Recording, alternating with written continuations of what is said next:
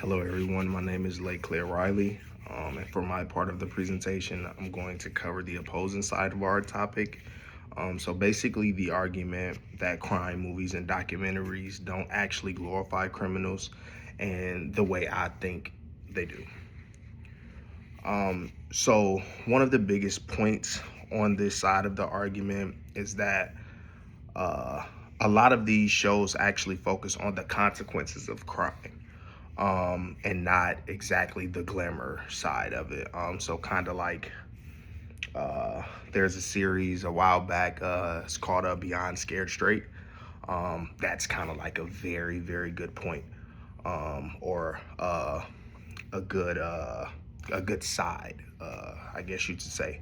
So if you really watch them, it's a lot of trauma and heartbreak, prison time, and honestly, nothing about it looks appealing at all. Um, so Cynthia Vinny talks about this in her 2023 article from the Very Well Mind. She explains how crime and violent media usually highlight the emotional fallout and the damage left behind.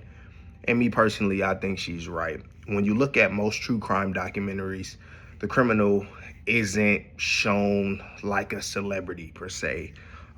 They're usually shown as someone who ruined their own life and hurt a lot of people in the process of doing so. Um, so basically, to help make this clearer, um, I put together a simple chart. Uh,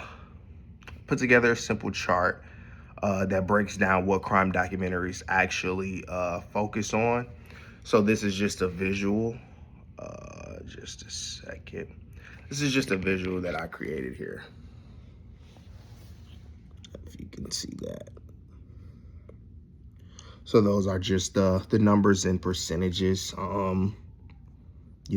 That's it's not 100% accurate, but very ballparked um, on the consequences and the legal outcomes, the prison time, and the emotional fallouts with yourself or your family kind of thing. So it compares how often the shows highlight the consequences and the various glamorization of everything. And then as you can see though, the chart on the consequences side, it like completely outweighs the glamorization side. So most documentaries put their energy into showing things like the prison sentences and the emotional fallouts, the legal outcomes. And then the glamorization part is barely it's barely something that's actually shown and really like kind of focused on.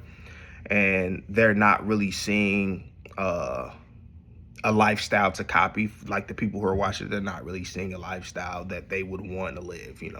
So for example, again, like the Beyond Scared Straight show, that was something that it kind of really highlighted the emotional fallout like a lot.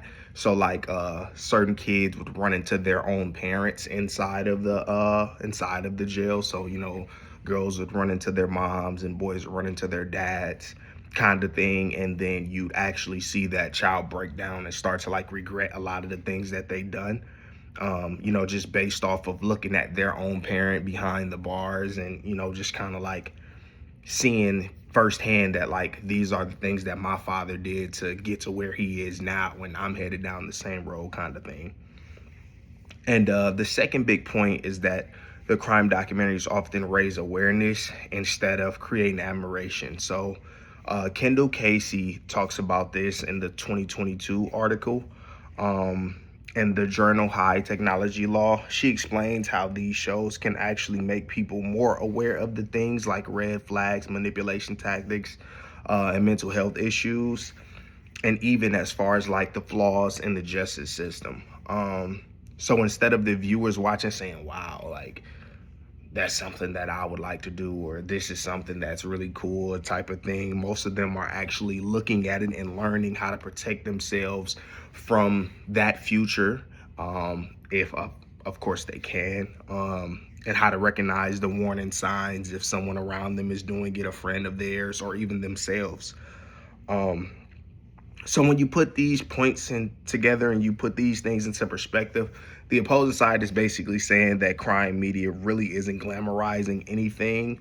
Um, it's definitely doing the opposite. It's really kind of showing the possibilities that can happen, and where you're gonna end up if you don't really change in a way. So just kind of zooming out a bit, both sides. Um, you can really debate both sides, and you can make valid points on both sides.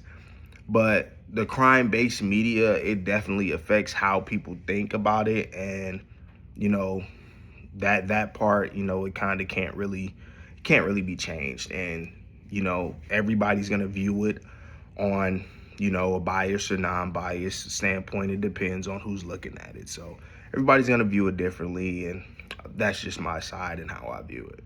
Thank you.